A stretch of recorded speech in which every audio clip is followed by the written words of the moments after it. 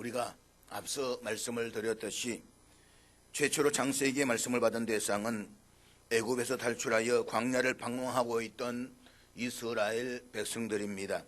하나님께서는 애굽에서 비참한 노예 생활을 하고 있던 이스라엘 백성들을 선택하셔서 구출하셨습니다. 하나님께서 그렇게 하신 것은 저들로 제사장 나라를 삼아 세상 만민들에게 복을 주시기 위함이었습니다.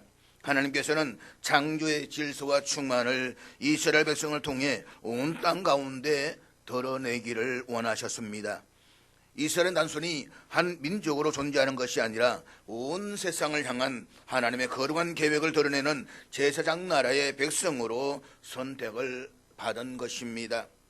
모세가 창세기를 비롯하여 오경을 기록할 당시 이스라엘 민족은 유랑하던 아브라함의 후손이요 약 400년 동안 애굽에 억류되었던 노예 민족이었습니다.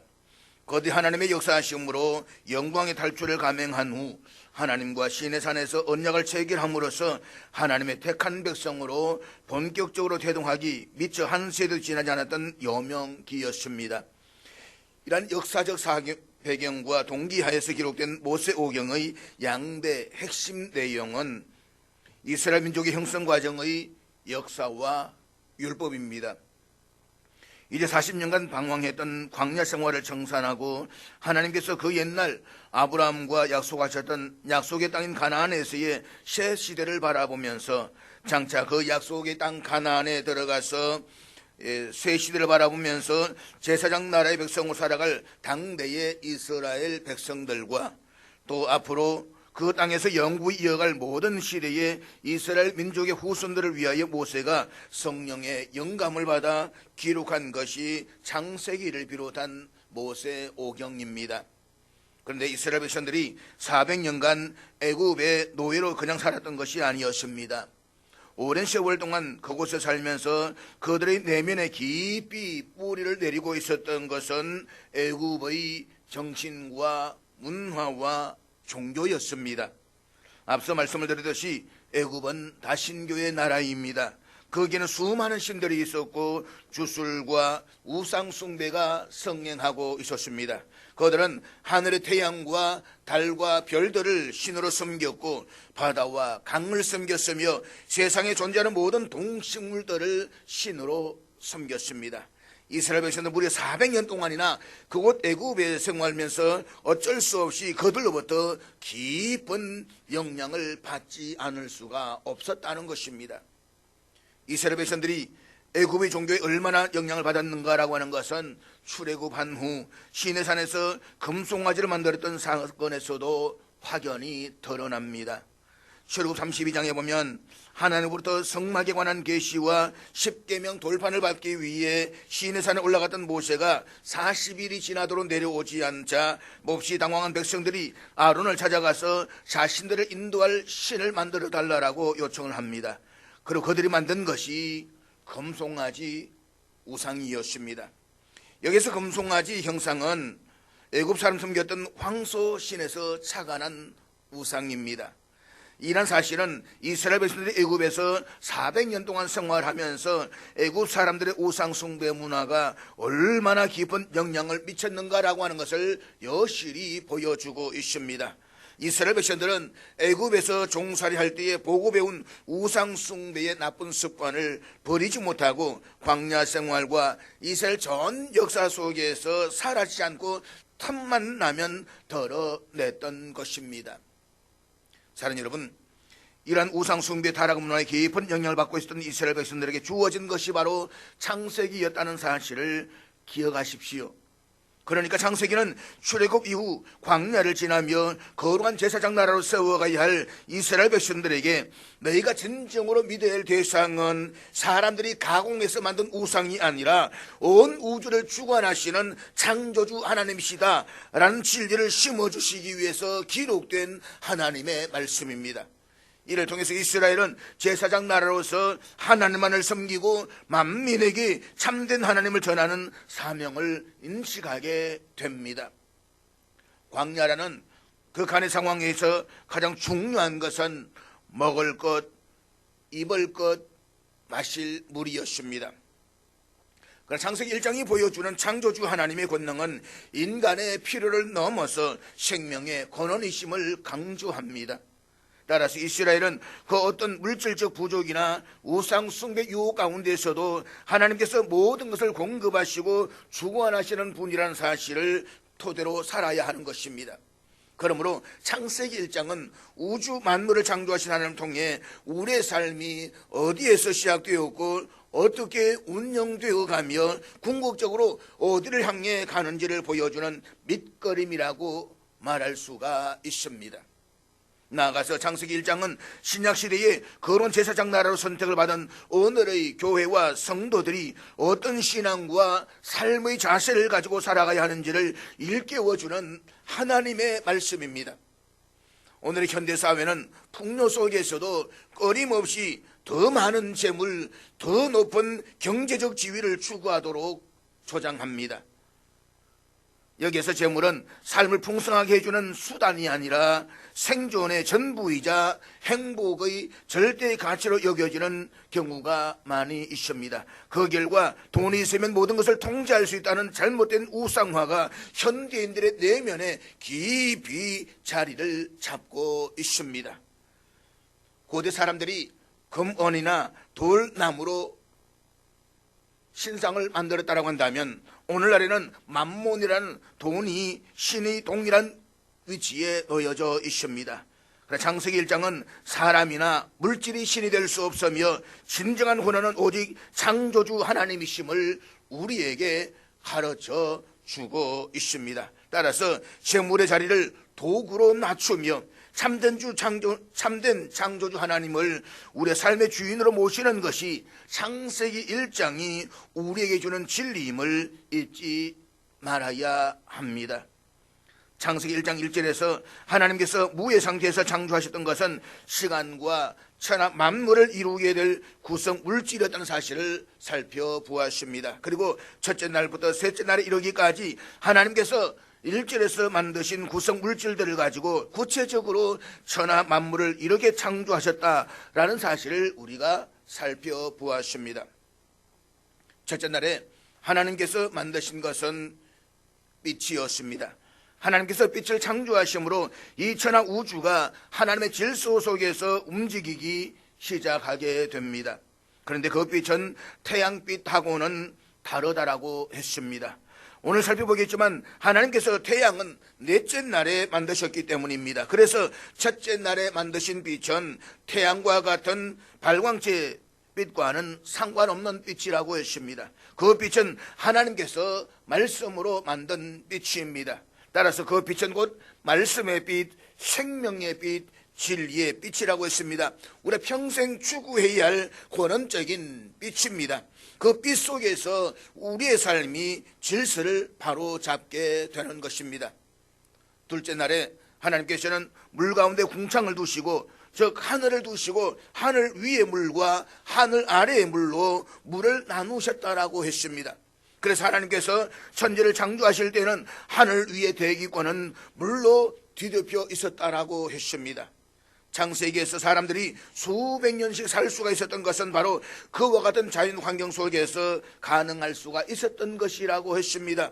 그런데 노아 홍수 때에 하나님께서 하늘의 창들을 여시고 대기권 위에 있던 물들을 다 쏟아버리셨습니다. 그래서 노아의 홍수 이후에는 인간들을 지켜주는 그 물의 장벽이 사라짐과 동시에 인간들이 직사광선에 노출되기 시작하면서부터 인간의 수명이 점점 줄어들게 됩니다.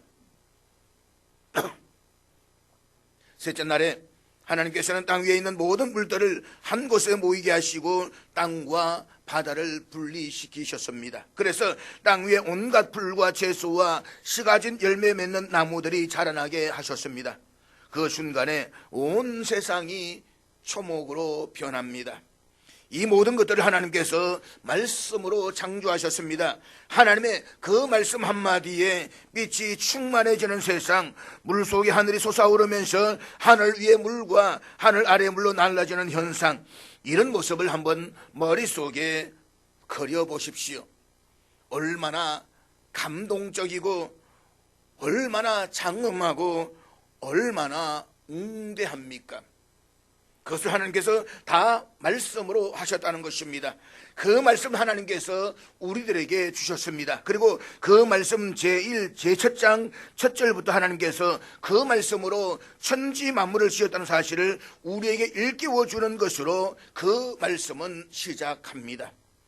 이런 사실은 하나님께서는 그 말씀으로 오늘도 우리의 삶을 날마다 새롭게 창조해 주시는 분이심을 우리로 하여금 확인시켜 주시는 것입니다. 그래서 이 창세기 1장 1절을 얼마나 믿느냐 믿지 않느냐에 따라서 우리의 삶의 질과 수준과 내용이 달라지는 것입니다.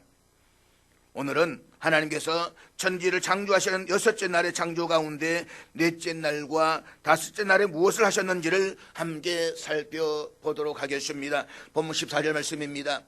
하나님이 이러시되 하늘의 궁창에 광명체들이 있어 낮과 밤을 나누게 하고 그것들로 징조와 계절과 날과 해를 이루게 하라. 본문에서 보듯이 하나님께서는 4째 날에 이미 2째 날에 만들어 두신 하늘의 해와 달과 별들을 만드셨습니다. 신명기에 의하면 하나님께서 하늘의 궁창에 두 큰 광명을 두셨는데 그 중보다 큰 광명체는 태양이고 보다 작은 광명체는 달이라고 하셨습니다. 그리고 별들을 만드셨습니다. 하나님께서 1월 성시를 만드는 이 4째 날과 관련해서 우리는 3가지를 생각해 볼 수가 있습니다. 첫째로 우리가 생각해 볼 수 있는 것은 하나님께서 해와 달과 별들을 창조하셨다라고 말씀하셨다는 것입니다. 우리 모두는 매일매일 엄청난 기적을 체험하고 있습니다. 하루는 어둠으로부터 시작합니다. 특히 해가 뜨기 전에는 모든 것이 어둡습니다. 그러나 드디어 아침 해가 떠오릅니다. 아침 해가 떠오르는 모습은 그렇게 찬란할 수가 없습니다. 모든 어둠은 물러가고 영광스러운 햇살이 퍼져오기 시작합니다. 수많은 사람들이 새해가 되면 바닷가에서 떠오르는 해를 향하여 두 손을 모으고 절을 합니다. 그러나 해가 내내 떠 있는 것이 아닙니다. 해가 지면 어둠이 다시 몰려오기 시작합니다. 그리고 생반같이 둥근 달이 아주 조용히 떠오르기 시작합니다. 그동안 보이지 않았던 수많은 별들도 나타나기 시작합니다. 별은 헤아릴 수 없이 많습니다. 그리고 각양각색입니다. 보이지 않는 곳에도 수많은 별들이 박혀 있습니다. 우리 머리 위에서는 날마다 기적이 일어나고 있습니다. 그런데 고대인들이 하늘에서 일어나는 이 놀라운 비밀을 보고서 무엇을 생각했을까요? 그들은 태양을 보면서 절대적인 신을 생각했습니다. 태양은 절대적인 신이야. 태양을 건드리면 안 돼. 그리고 달을 보면서 운명의 여신을 생각했습니다. 커지기도 하고 작아지기도 하고 없어지기도 하는 달의 모습을 보면서 저것은 우리의 운명과도 같아. 달은 운명의 여신이야. 그리고 어두운 밤하늘에 초롱초롱 빛나는 별들을 바라보면서 별 하나에 나, 별 하나에 너 라고 하면서 저 별이 우리 모든 사람들을 나타내고 있으며 저 별에 우리의 운명이 있기 때문에 나의 별이 떨어지면 나도 죽는다라고 생각을 했습니다. 사랑하는 여러분, 모세가 창세기 기록하던 이 시기는 3400년 전입니다. 3400년의 사람들에게 해는 신입니다. 달도 신입니다. 이스라엘 백성들이 400년 동안 노예 생활하던 애굽 사람들은 다 태양을 신으로 섬겼습니다. 애굽의 왕들은 다 자기 별이 있었습니다. 그래서 왕이 죽으면 피라미드에 구멍을 내서 왕의 눈과 그의 별이 일치하게 하는 위치에 시체를 안치했다라고 합니다.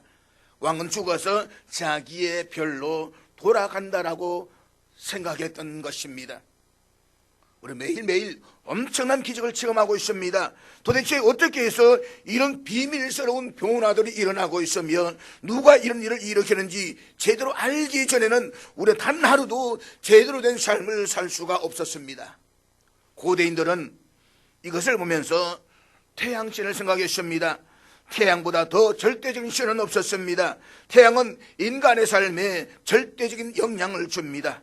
우린 하루라도 태양을 보지 않으면 춥고 기분이 언짢습니다. 그래서 지금도 날씨가 찌뿌린 날에는 영 기분이 안 좋은 분들이 있습니다. 사람들은 달을 보면서 자신의 운명을 생각했습니다. 하루하루 변하는 달의 모습에 운명의 조화가 있으며 조별 하나에 나의 운명이 결정된다라고 믿었습니다. 사람들은 매일매일 일어나는 이 엄청난 밤과 낮의 변화를 보면서 운명을 생각하지 않을 수가 없었던 것입니다. 그래서 과학이 발달하기까지 거의 모든 사람들은 운명론자였습니다. 엄청난 신비가 그들의 머리 위에서 그들을 내리누르고 있었고 풀 수 없는 비밀이 움직이고 있었습니다. 그러니 어떻게 운명론에 빠지지 않을 수가 있었겠습니까? 그런데 이것이 어디 3,400년 전에만 그랬겠습니까? 2000년 전에 그리스 신화에 등장하는 아폴로는 태양신입니다. 그리스 신화에 등장하는 다이아나는 달의 여신입니다. 오늘날에는 어떻습니까? 일본 천황의 이름 앞에는 성이 없습니다. 일본 천황은 이름만 있습니다. 왜냐하면 일본 천황은 기원전 660년에 여신 아마테라스에게서 난 자식이다라고 하는 것입니다. 그래서 태양신의 자식이기 때문에 성이 없습니다. 지금도 일본 천황은 일본 국민들에게 신으로 추앙을 받고 있는데 자기가 태양의 자식이다라고 하는 것입니다. 일본의 국기인 일장기가 태양을 상징하는 붉은 원인 이유도 바로 거기에 있습니다.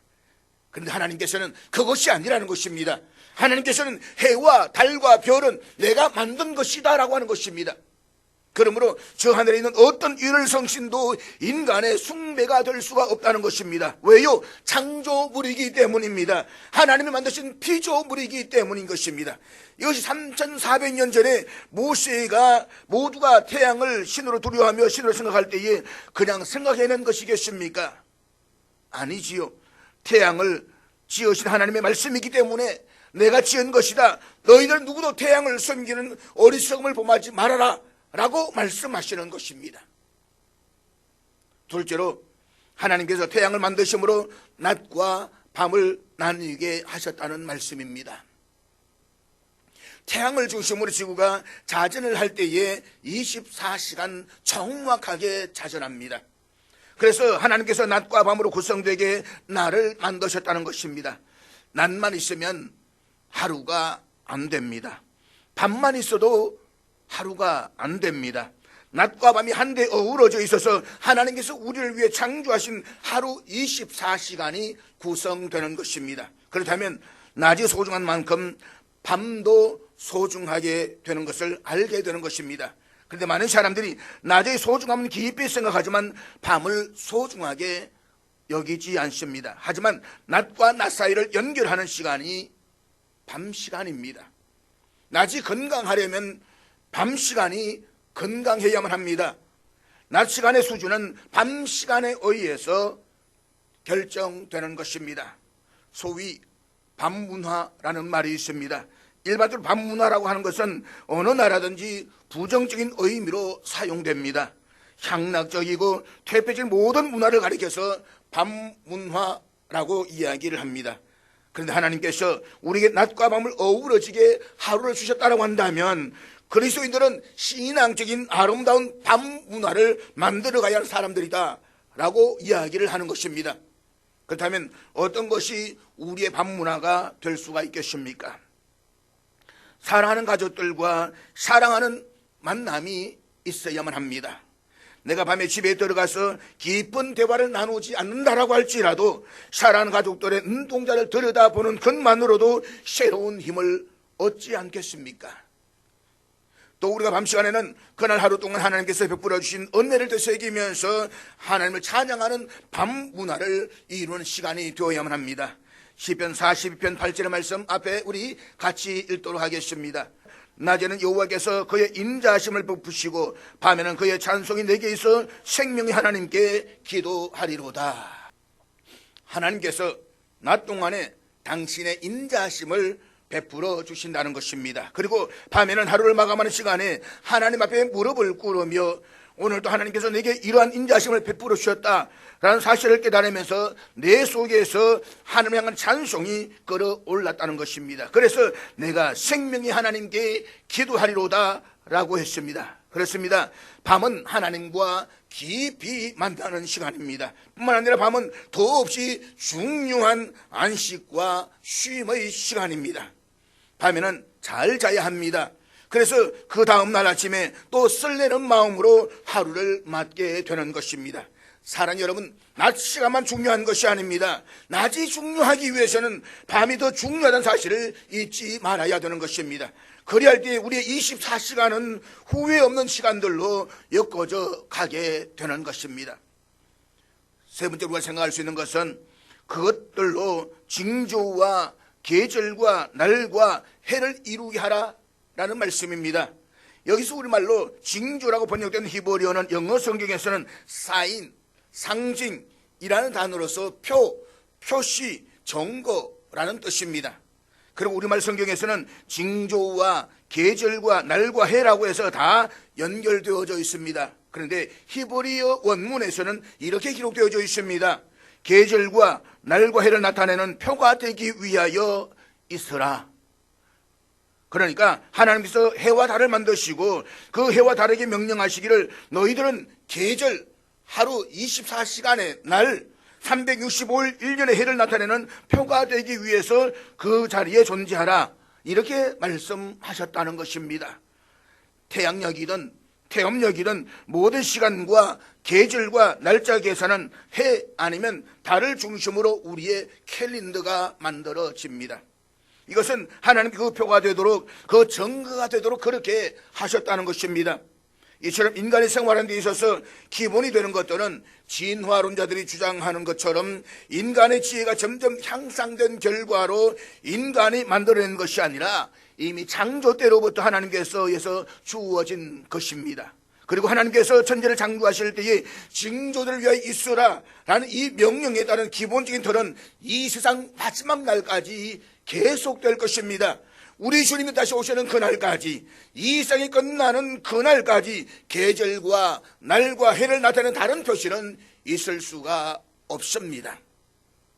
본문 16절 말씀 같이 보도록 하겠습니다.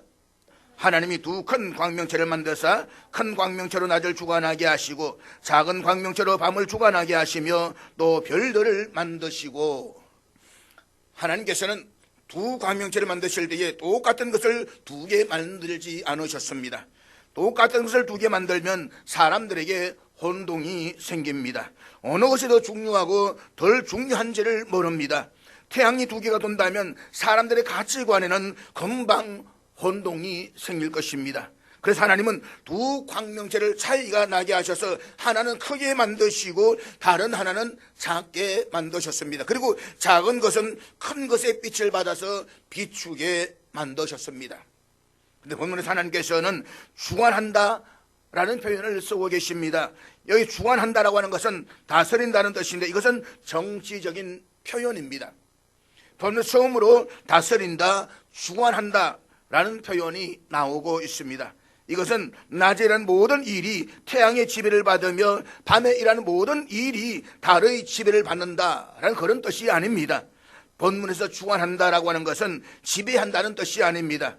이것은 모든 것의 실체를 명확하게 규명한다라는 뜻입니다. 그러니까 태양이 낮을 주관하고 달이 밤을 주관한다라고 하는 것은 낮이나 밤이나 이 세상에 있는 모든 것이 자기가 분류된 그 안에서 명확한 실체로 존재하게 된다라는 말씀인 것입니다. 하나님이 이처럼 태양을 통해 낮을 주관하게 하시고 달을 통해 밤을 주관하게 하신다라고 하는 것은 밤낮이 뒤바뀌지 않도록, 밤이 혼동되지 않도록, 밤이 편안한 안식이 될 수 있도록 하기 위함이었다는 것입니다. 이제 20절부터 22절은 다섯째 날에 이루어진 창조의 사역을 말씀하고 있습니다. 본문 20절 말씀 우리 한번 같이 보도록 하겠습니다. 20절입니다. 시작.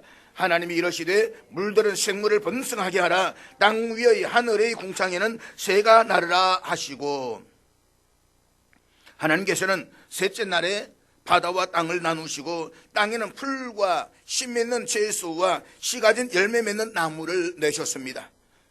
그리고 다섯째 날에 바다의 생물인 어류와 하늘의 새를 창조하셨습니다. 진화론자들에 따르면 바다에서 먼저 생명체가 시작되었다라고 주장합니다. 그러니까 신화론자들은 맨 처음 바다에서 생명체가 태어났다라고 주장합니다. 그래서 지금도 인류학자들을 보게 되면 해외 우주에 수많은 탐사들을 보내면서 물이 있느냐 없느냐를 중요하게 봅니다. 왜냐? 물에서 생명체가 시작되기 때문에 라고 이야기하는 것입니다. 그렇지만 성경은 바다에 생명체가 창조된 것은 다섯째 날이라고 선언하고 있습니다. 물에 사는 물고기, 해양 동물, 해초 등등 물속에 사는 모든 생명체는 다섯째 날에 창조되었습니다. 본문 하나님께서 물들은 생물을 번성하게 하라 라고 말씀하신 것은 물이 생물의 때로 가득 찬다는 뜻입니다.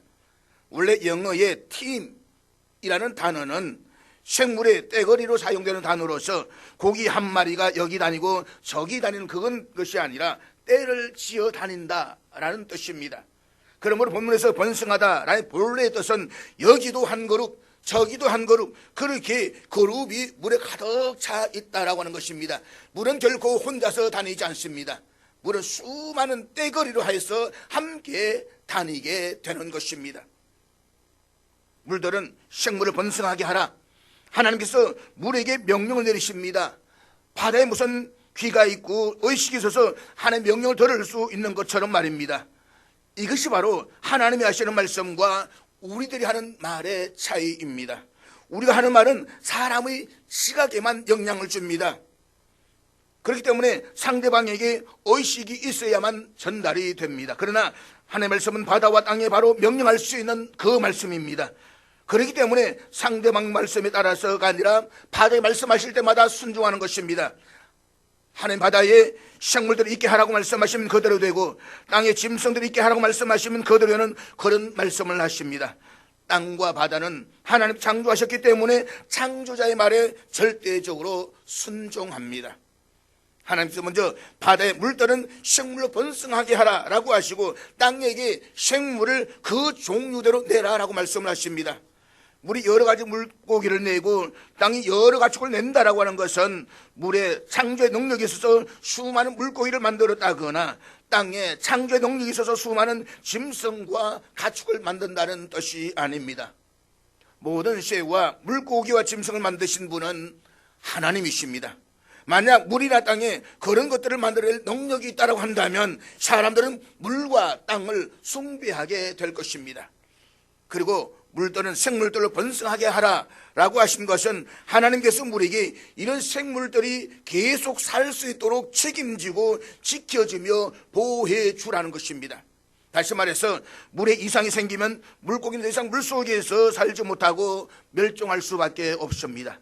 가령 물이 너무 차가워지면 물고기들은 물에 살 수가 없습니다. 다 죽습니다. 또한 물은 적당한 염도를 유지해야 할 책임이 있습니다. 요즘처럼 오염물질이 물에 너무 많이 들어오면 물고기들은 다 죽습니다. 인간들이 생태계를 파괴하고 물을 오염시키고 있습니다. 그렇지만 물은 가만히 있는 것이 아니라 자기 정화 능력을 발휘합니다. 냇물은 그냥 흘러내려오는 것이 아니라 맑은 물로 변해서 내려옵니다. 그래서 위에서 누군가가 비누로 머리를 감았다 하더라도 밑에 내려오면서 정화가 되면서 물고기들이 살 수가 있는 것입니다. 이렇게 바다나 물은 물고기들이 살 수 있게 도와주고 보호하는 기능을 게을리 해서는 안 됩니다. 마찬가지로 땅은 물과 여러 가지 푸른 채소를 공급해서 짐승들이 살 수 있게 해 주어야만 합니다. 하나님께서 이런 명령을 바다나 땅이나 하늘에 주신 것은 자연이 너무 변덕을 부려서 하나님 만드신 모든 생물들을 죽이지 못하도록 보호하시기 위해서였습니다. 자연은 너무 변덕을 부리면 안 됩니다. 바다는 물고기가 살 수 있도록 늘 일정해야만 합니다. 때때로 비가 오고 번개나 천둥이 칠 때도 있지만 새들이 다 죽을 정도로 그렇게 한다라고 한다면 하늘은 명령에 불복종하는 것입니다. 하나님께 이처럼 공중의 새나 들짐승 한 마리, 물고기 한 마리까지 사랑하시고 지키시는 하나님이십니다. 그런데 다섯째 날에 하나님께서 바다의 생물들과 하늘의 새들을 창조하시면서 공통적으로 나타나는 중요한 개념이 있습니다. 그것은 바로 그 종류대로 창조하시니라 라는 말씀입니다. 본문 21절 말씀 같이 보도록 하겠습니다.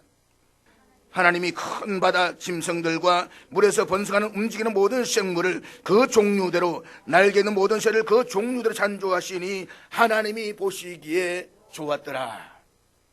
그 종류대로. 그러니까 성기 강조하는 것이 그냥 나게 하셨다가 아니라 각기 그 종류대로 나게 하셨습니다.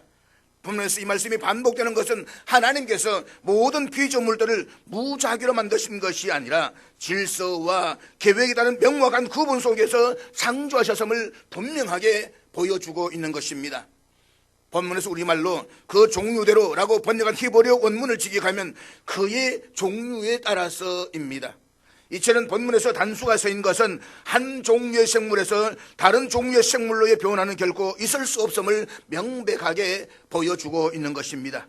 성기 반복에서 말하는 그 종류대로는 각 생명체가 마치 경계가 있는 식으로 하나님이 의도하신 그 한계 안에서 존재한다라는 뜻을 가지고 있습니다.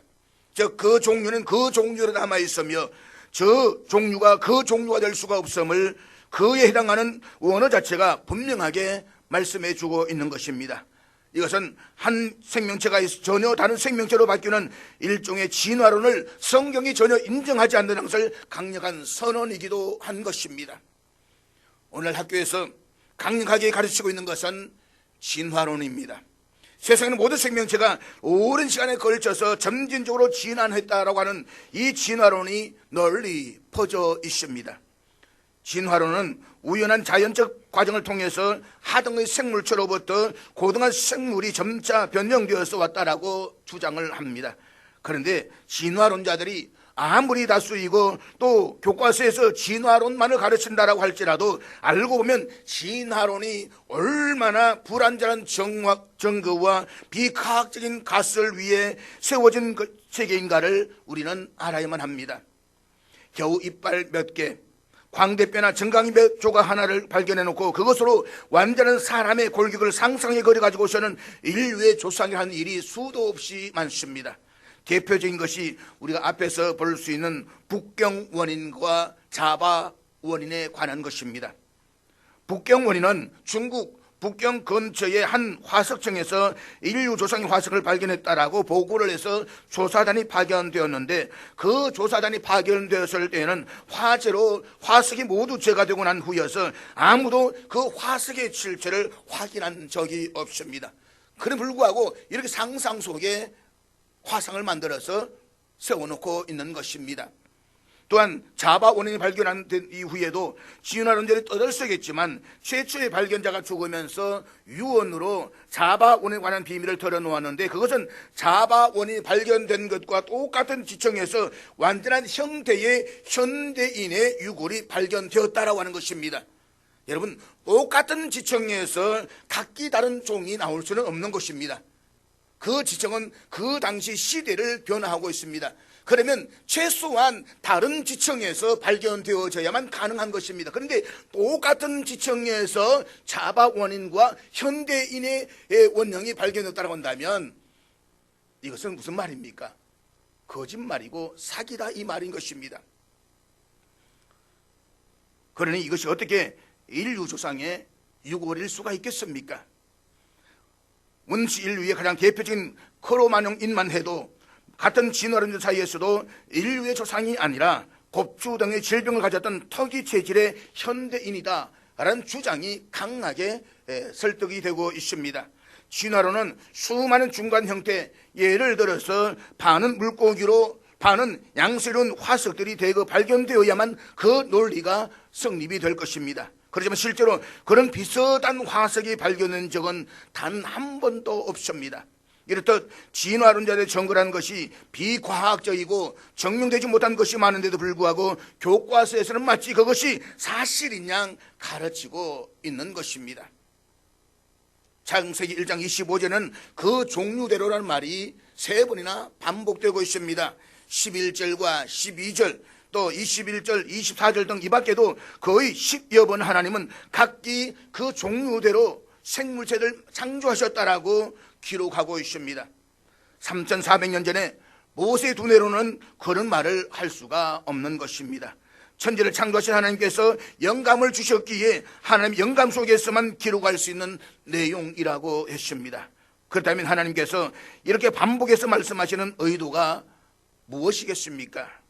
마치 언젠가는 이 진화론자들이 나와서 그 종류대가 아니다 라고 말할 것을 하나님께서 미리 아시고 하신 말씀 같지는 않습니까? 마치 1850년대 가면 찰스 다윈이라는 사람이 나오고 그때부터 과학자들이 만물은 조물제 창조물이 아니다 라고 말할 것을 하나님이 미리 아시고 아예 처음부터 이렇게 10번을 반복해서 서신 것 같지는 않습니까?